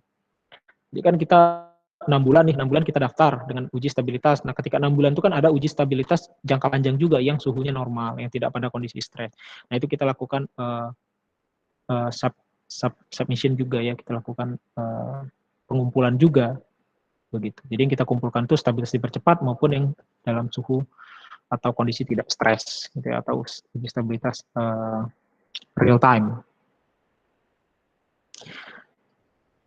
Kemudian sejarah submission dari uji stabilitas dipercepat ya, kemudian data uji stabilitas yang jangka panjang itu akan mempermudah ya proses review dan approval ya untuk proses penerimaannya ketika kita melakukan submitted, baik itu produk baru ya maupun yang produk akibat perubahan formulasi. Kemudian ini masih sama ya, jadi komitmen itu harus dibuat gitu ya, ketika kita mensubmit tadi bahwa kita akan terus melakukan uji stabilitas jangka panjang sesuai dengan protokol yang disediakan gitu ya oleh pemberi izin, misalnya kalau di Indonesia Badan POM. Minimal 3 batch ya, kalau kita mau melakukan uji itu datanya adalah yang diberikan 3 batch. Jadi 3 batch produksi itu data stabilitasnya harus kita lampirkan. Kemudian laporannya biasanya dilakukan per tahunan, kemudian pengujian. Nah, kalau kita masih ingat bahwa sebenarnya tujuan kita melakukan pembuatan, menjaga stabilitas dan segala macam itu adalah untuk memastikan bahwa efikasinya itu masih sesuai standar gitu ya. Sesuai standar itu meliputi efikasi, mutu maupun keamanan. Itu kan salah satunya adalah efikasi. Ini biasanya didemonstrasikan atau digambarkan ketika kita melakukan uji klinis.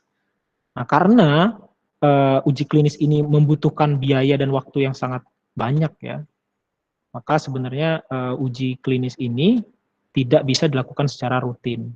Ya, jadi uji klinis ini biasanya ketika produk itu baru saja untuk memperoleh izin edar. Setelah itu ya nggak bisa kita rutin setahun sekali uji klinis atau 2 tahun sekali uji klinis. Ini jarang ya industri yang melakukan seperti itu ya, karena rugi ya, udah mahal, waktunya panjang. Saya dulu pernah ikut uji, uji klinis ya, saya waktu itu ikut sebagai sukarelawan. Jadi kalau kita mahasiswa itu kan senang ya dapat uang. Jadi probandus istilahnya. Saya dulu ikut uji klinis untuk buat sistem solid dispersi ya. Kebetulan itu adalah disertasi dosen. Ya, disertasi dosen, kemudian karena saya di laboratorium jadi dengar gitu ya. Kemudian saya mau beli laptop dulu, uangnya nggak ada. Ini ternyata lumayan uangnya. Saya ikut akhirnya ya untuk uji klinis. Jadi saya sehari itu diambil darah itu bisa sampai 6 kali, lebih malah ya. Pertama tuh setiap setengah jam. Pokoknya tangan saya itu udah hitam saja waktu itu karena uji klinis itu. Waktu itu ya untuk melihat farmakokinetiknya sebenarnya. Itu masih awal, uji klinis awal. Ya belum skala besar, masih awal saja. Itu waktu itu cuma sekitar 20-30 orang. Jadi uji klinis awal biasanya untuk melihat farmakokinetiknya saja. Ya, farmakokinetik obat di dalam darah. Nah itu saya waktu itu ikut, jadi cukup tahu lah ya biaya yang dikeluarkan tuh nggak sedikit. Saya tuh ditanggung makannya ya selama uji, dan itu ujinya nggak sebentar ya. Itu untuk satu obat itu kita lihat tes tengahnya berapa. Kalau tes tengahnya sekian jam sampai obat itu habis kadarnya. Jadi minumnya cuma sekali aja, minumnya sekali, udah habis itu saya nggak minum lagi. Minggu depan saya minum lagi obat itu. Ya, jadi itu lama ya, lama makan biaya itu kalau yang masih yang awal ya, itu untuk melihat farmakokinetik obat. Kalau uji klinis yang udah kita lihat sekarang itu udah fase 3 ya kebanyakan, yang udah banyak orang yang terlibat. Kalau saya waktu itu masih uji berapa orang ya waktu itu, kalau tidak salah sekitar 20 orang waktu itu saya. Untuk melihat profil farmakokinetik obat yang formulasinya baru. Ya diformulasi dalam bentuk sistem baru ya, sistem solid dispersi. Sementara sediaan itu sudah banyak di pasaran, tetapi nggak ada yang sistem itu. Formula itu ditemukan ketika dia melakukan riset S3. Jadi kan biayanya nggak sedikit, itu saya tanya sekitar 100 juta lebih kayaknya itu untuk uji itu. Banyak ya. Saya waktu itu lumayan lah dapatnya ya, untuk beli laptop yang sekarang saya pakai. Ini laptop hasil darah ini. Kemudian karena uji ini sangat mahal dan lama, maka kita melakukan uji yang lain ya. Kita melakukan pengganti ya, uji pengganti, yaitu adalah uji in vitro. Ya, uji in vitro sekarang digunakan ya untuk mengganti ya. Surrogate ini kan untuk pengganti ya, tes pengganti untuk uji klinis tadi. Ya, untuk memastikan bahwa kualitas produk dan performanya itu adalah sama gitu ya. Dijaga waktu ke waktu dalam perubahan presentasi yang masih dapat diterima. Nah, sebenarnya untuk uji secara in vitro ini banyak ya caranya ya. Ada banyak cara. Kalau uji sediaan tablet misalkan secara in vitro ya uji disolusi. Ya, misalkan seperti itu. Kemudian uji fisika maupun kimia yang bervariasi tadi itu biasanya digunakan untuk sediaan semi solid dan komponennya. Ya, misalkan kelarutannya, ukuran partikel, ya, pembentukan kristal dari zat aktif, viskositas, homogenitas. Nah, ini biasanya dilakukan uji-uji ini. Ya. Uji-uji ini untuk dan uji-uji ini ya, kayak seperti melihat kelarutan, ukuran partikel, bentuk kristal, kemudian viskositas dan homogenitas ini ternyata sudah memiliki evidence base yang kuat bahwa kalau parameter-parameter ini sudah sesuai standar, maka hasilnya secara klinis pun akan bagus. Gitu ya, kalau kita melihat kelarutannya bagus, ukuran partikel sesuai dan seterusnya itu ternyata sesuai, maka efeknya secara klinis juga mestinya bagus. Ya meskipun nggak direct ya, kita tidak melakukan uji langsung ke manusia, tapi dengan melakukan uji tes fisika maupun kimia seperti yang disebutkan tadi, ternyata sudah memiliki korelasi yang cukup. Nah, belakangan ini ya, pelepasan obat secara in vitro itu menjanjikan ya, dapat menghasilkan hasil yang komprehensif, ya hasil yang dapat dipertanggungjawabkan untuk sistem penghantaran obat tersebut, sistem penghantaran dari zat aktif dalam bentuk sediaan semisolid. Dan perannya pada peran sediaan in vitro ini pada parameter-parameter tadi ya, termasuk kelarutan maupun ukuran partikel dari zat aktif. Ternyata si uji in vitro ini ya kecepatan pelepasannya itu dapat merefleksikan dari kombinasi beberapa sifat tadi, fisika maupun kimia, dan sifat reologi dari sediaannya. Pada kebanyakan kasus uji pelepasan secara in vitro ini berguna ya untuk menilai produk, untuk menilai kesamaan produk. Ya, jadi kita nggak perlu melakukan uji klinis pada kedua produk, tetapi untuk kita lihat saja parameter-parameter ini, kelarutannya, ukuran partikel, bentuk kristal, viskositas dan homogenitas produk itu tadi, kita lihat kalau mereka sama gitu, maka harapannya memiliki kesamaan juga secara in vivo atau secara klinis. Kemudian namun pada namun ya ada contoh juga ternyata di mana evaluasi tadi gitu ya, itu ternyata tidak cocok. Gitu. Ada kalanya ternyata uji in vitro itu tidak sesuai dengan uji klinis ya atau in vivo-nya. Nah, pada kasus-kasus tersebut biasanya uji kimia maupun fisika itu digunakan untuk menilai kesamaan dari dan didiskusikan dengan agensi-agensi ini, maksudnya dengan FDA ya. Jadi misalkan nggak bisa nih ada suatu zat misalkan ya itu nggak bisa ternyata kita gunakan uji kimia fisika saja begitu ya, atau in vitro saja itu tidak bisa ternyata. Maka itu harus didiskusikan bagaimana solusinya. Karena kan tadi ya kalau kita langsung ke klinis itu biayanya besar, ya. Atau bisa diturunkan gitu jumlah orangnya tidak perlu sebanyak itu dan sebagainya. Itu bisa didiskusikan. Oke, dengan jenis pengujian apapun, matriks atau matriks dan pendekatan statistik untuk dokumentasi kesamaan gitu ya dalam atribut kualitas harus dipertimbangkan. Jadi kalau kita mau melakukan uji apapun itu, kita harus menggunakan statistik ya untuk menurunkan jumlah sampel yang pasti ya. Nggak mungkin kita mau satu batch itu kita uji semua kan nggak mungkin. Maka kita lakukan pendekatan-pendekatan secara matriks maupun secara statistik. Sehingga nanti hasilnya itu dapat menggambarkan ya keseluruhan dari produksi kita. Kemudian bukti yang tersedia saat ini untuk korelasi uji pelepasan in vitro dan in vivo untuk bentuk sediaan semi padat tidak begitu meyakinkan. Tetapi memang ternyata uji in vivo dan in vitro untuk sediaan semi padat ya itu tidak begitu meyakinkan. Artinya korelasinya kurang bagus ternyata. Seperti pada pelarutan in vitro sebagai pengganti untuk sediaan hayati in vivo dari sediaan padat oral. Jadi tidak sebagus sediaan padat oral. Kalau sediaan semi solid ya. Kenapa? Karena sediaan semi solid ini kan umumnya diaplikasikan pada kulit ya. Jadi kurang menggambarkan gitu dibandingkan dia sediaan oral ya, tablet oral. Kalau kita disolusi itu memang sudah mendekati lah ya, walaupun tidak 100% sekali lagi. Sudah mendekati mekanisme uji in vitro-nya itu sudah mendekati kondisi in vivo. Nah, beda halnya kalau kita melakukan uji-uji tadi ada sediaan semi solid.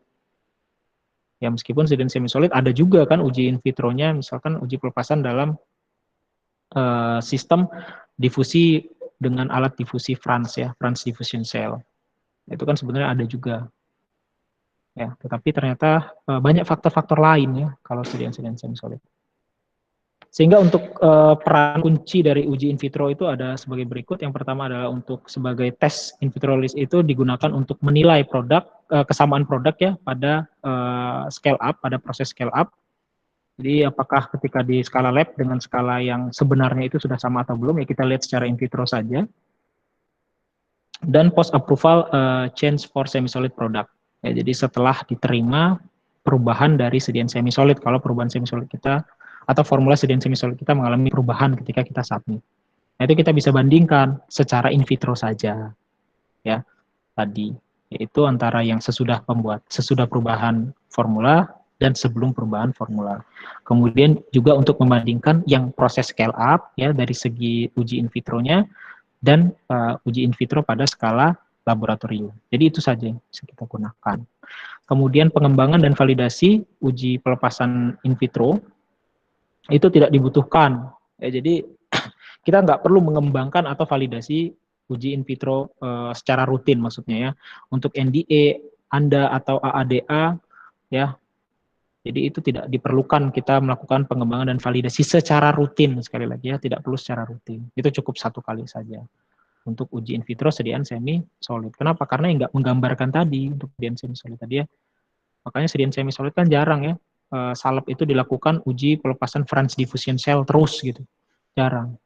Ya, kecuali tablet, ya beda cerita ya. Korelasinya kurang.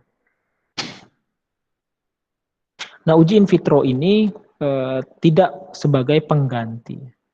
Is not surrogate, itu maksudnya tidak menyamakan ya tes in vivo bioequivalence dan bioequivalensi. Jadi uji in vitro ini tidak sama persis ya dengan uji in vivo untuk bioviabilitas maupun bioekivalen. Ya kalau bioviabilitas kan mengukur kadar obat dalam darah ya, makanya tidak bisa kita gambarkan seperti itu langsung secara secara harfiah gitu. Maksudnya gini, kalau in vitronya 80% yang terlarut misalkan, atau pelepasannya sekian persen per jam gitu, maka nggak bisa kita gambarkan seperti itu kalau sudah bicara bioviabilitas, karena faktornya banyak. Dan bioequivalensi ya, bioequivalensi berarti kita bandingkan dengan produk lain, ekivalen nggak dia. Makanya kan kita hitung waktu itu apa, hitung faktor ini ya, faktor kesamaan ya kalau bioequivalensi. BABE itu ya, itu biasanya untuk produk-produk yang baru, dia baru copy, maka dia harus melakukan uji BABE. In vitro release rate shouldn't be used, tidak harus digunakan untuk membandingkan formulasi yang berbeda antar manufaktur. Jadi kita nggak perlu gitu ya membandingkan sediaan kita dengan produsen lain ya dengan formula yang berbeda secara in vitro, nggak perlu. Kita cukup punya kita aja, kita lakukan itu ya untuk melihat dari antara skala lab, skala scale up, kemudian kalau kita melakukan perubahan formula kita cek sebelumnya gimana, pelepasan in vitronya, setelahnya bagaimana. Ya, pelepasan in vitro kalau sediaan semi solid itu contohnya tadi ya, yaitu dengan French diffusion cell. Oke, sampai sini. Jika ada yang ingin ditanyakan, saya persilakan. Ya, jadi itu ya untuk uji scale up ya. Jadi kita kemarin belajar scale up secara garis besar, sekarang kita bahas scale up dari masing-masing bentuk. Nah ini memang kita tidak terbayang ya kalau kita belum praktek ke industri seperti ini. Jadi kita hanya mempelajari teorinya dulu.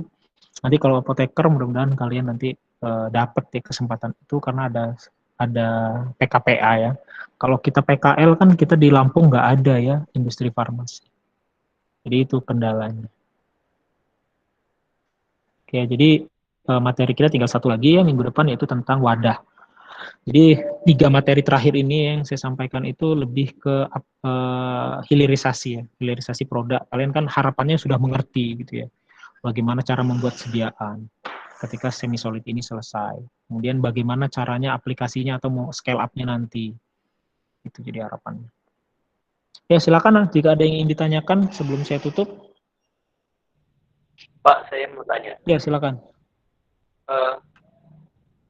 Itu Pak, Bapak tahu itu nggak apa namanya tentang toll in sama toll out? Oh ya, salt in salt out. Oke. Kenapa? Ya, itu kan dia kan apa namanya yang memproduksi kan bukan kita gitu ya Pak, tapi industri B gitu misalnya ya. Nah terus misal yang industri A ini emang dia cuma ngasih formula, nah itu kan pasti udah dilakukan uji skala. Nah kalau kita udah melakukan toll in ke perusahaan B itu di perusahaan B itu apa melakukan uji lab lagi Pak, apa langsung ke produksi skala pilot? Gimana tadi salt in apa? Apa sih tadi? Bukan Apa? style, Tol. bukan salting atau salting. Apa sih? Apa sih? Tol ya, Pak? Tol manufaktur. Ya. Oke, gimana tadi? Saya tadi kok jadi bingung. Oke, gimana? Jadi kan di materi yang kemarin itu Bu Gaya itu yang jelasin itu kalau ada namanya tadi Pak tol in sama tol out. Misal industri A dia nggak memproduksi tapi dia bikin formulasinya itu nanti diserahin ke industri B. Jadi kerjasama gitu kan ya Pak. Nah industri B ini bakal buat produknya. Nah yang saya tanyakan, apakah kalau kita udah kasih formulasi tapi kan di industrianya itu kan udah melakukan uji lab, skala lab. Nah terus udah berhasil, udah bagus formulasinya ini, kita kasih ke industri B. Nah di industri B itu apa dilakukan uji lab lagi Pak? Apa langsung skala pilot? Kan kita cuma kerjasama nih Pak, langsung kita kasih aja. Ini saya maunya resepnya ya, formulanya ini, bahannya ini formulanya jadi bentuknya kayak gini. Itu gimana Pak?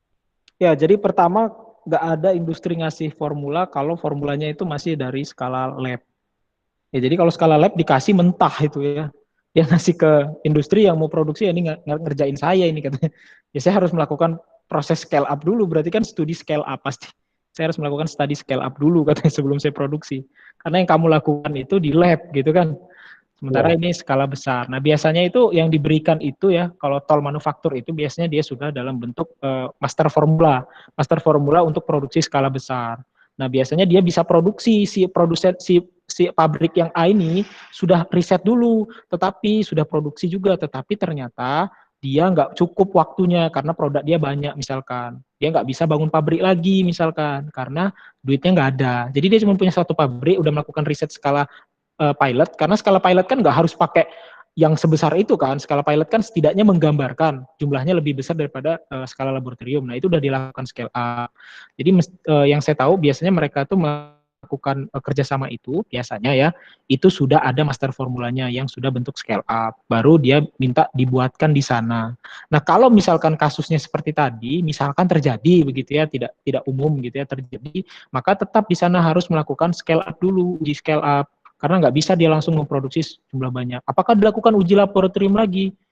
Ya kalau saya misalkan ya dapat tender gitu ya, dapat kerjaan, disuruh scale up gitu, sudah ada formulanya, ngapain saya ngelakuin skala lab lagi?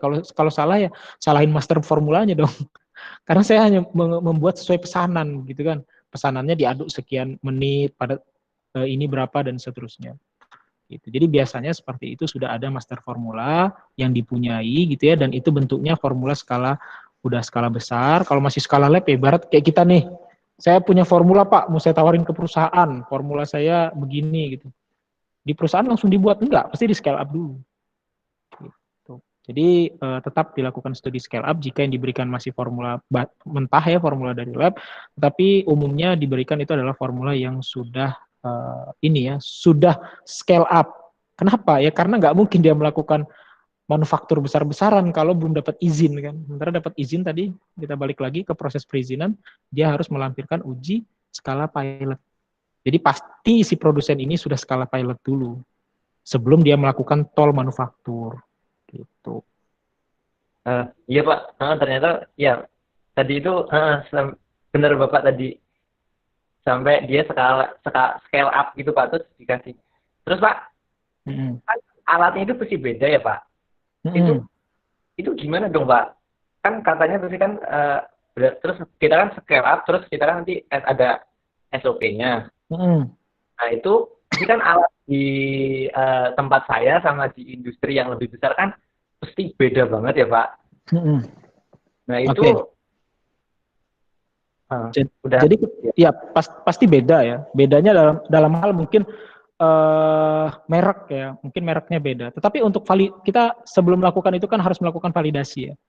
Setiap kita mau produksi itu harus validasi dulu, validasi alat ya, validasi metode dan sebagainya. Nah, ketika kita proses validasi kita lihat dengan alat seperti ini gitu, apakah sesuai dengan yang sudah kita lakukan sebelumnya? Kalau belum ya berarti melakukan studi lagi ya, melakukan validasi lagi. Bagaimana kalau dia pakai alat sebesar ini? Intinya terjadi perubahan alat di situ ya. Maka terjadi proses validasi ulang ya, validasi alat. Ya kan, kalau kita melakukan validasi, kalau kalian masih ingat ya ada kualifikasi dan validasi. Validasi itu kan kita lakukan berkala, ya, sekalian maintenance alat. Jadi kita lakukan validasi alat yang di sana. Kita coba, bisa nggak nih dengan master formula kita? Ternyata ada perbedaan. Nah, perbedaannya ini kita cari titik temunya. Gitu. Ya, tetap harus dilakukan validasi dulu. Nggak mungkin kita pakai alat langsung pakai aja, harus divalidasi lagi. Gitu. Dan biasanya orang mau tol manufaktur itu sudah tahu bahwa itu dia sudah bisa gitu ya untuk memproduksi. Dia sudah bisa memproduksi sediaan itu secara rutin begitu ya. Perusahaan itu sudah ternama lah soal itu, sehingga kita memberikan master formula dia ngerti ya bahwa ini master formulanya ini misalkan di dalam 1 kiloliter air misalnya. 1 kiloliter dikit ya, 1000 kiloliter. 1000 kiloliter air misalkan ya. Kemudian di wadah dia ternyata dia wadahnya untuk 10.000 kiloliter air misalkan. Itu kan beda ya ukurannya.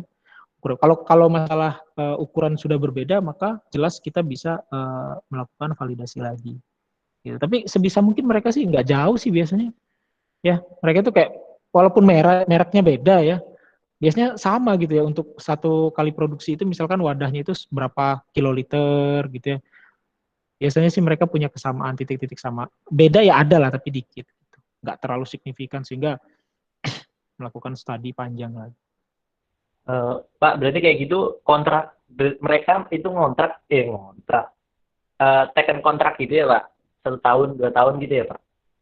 Untuk sistem kontraknya, itu setahu saya sih, itu adalah per batch ya, berapa batch mereka mau produksi.